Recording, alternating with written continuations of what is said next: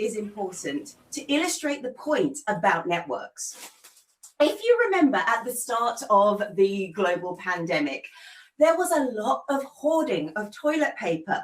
People went out and they bought tons and tons of it, and no one's really sure why. It was probably some kind of feeling of a sense of control. That's one thing I can actually do, because you're not really necessarily going to kill any virus with your toilet paper. But this is what was happening, and everybody said, oh, this is going on because shops aren't supplying everything enough and people are panicking, and that's why there's a shortage of toilet paper.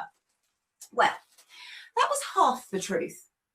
The problem was, over the last months, years, even the last decade, our behaviours had changed. And the shops were changing in order to compensate for that.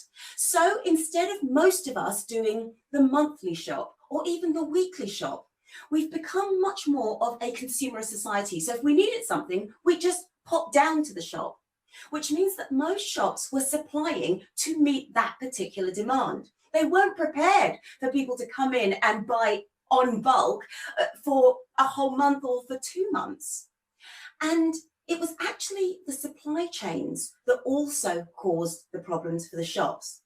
What was clear was the smaller shops with a different supply chain, with a stronger network, they were the ones who were able to get supplies.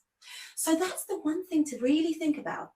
In order to make your business more efficient, in order to make our lives more efficient, we do need to identify who is going to be very valuable for us. We do tend to stream down our network, stream down our practices.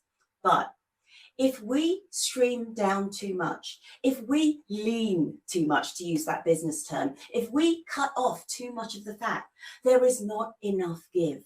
And when there's not enough give, there is no better time to start relying on a good support network.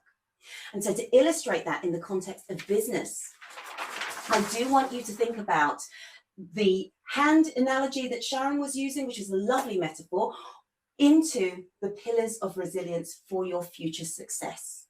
I want you to think about where your future is going to be, not necessarily in the next month, but where is it going to be in the next year? And start preparing for that. If, for example, you, like Sharon and myself, we are coaches, we are practitioners, we're having to learn a lot more about technology. We're having to learn a lot more about online sessions, because that is likely to be where we might have more of the business. So we need to be aware of where our future is going to be. So think about that future success, and then think about the pillars that are going to help you sustain that future success. Whether it is people to train your workforce, whether it is collaborations and new networks that you need to form, because if you can't do everything, who can you bring in order to help you do some of those specific skills? Maybe it is personal things that you need for yourself to feel good. I've got many clients who say, actually, I need to exercise, or I need to meditate. I need to have time to do those things. That might be another pillar. So whatever those things are, identify them, write them down, like that support network, and be aware of where you are in each, because unless all of those pillars are full, that future success is not going to balance. That's what I'd like you to think about when you're thriving. Think about where your future success is going to be, and think about all the things that you need in order to get there.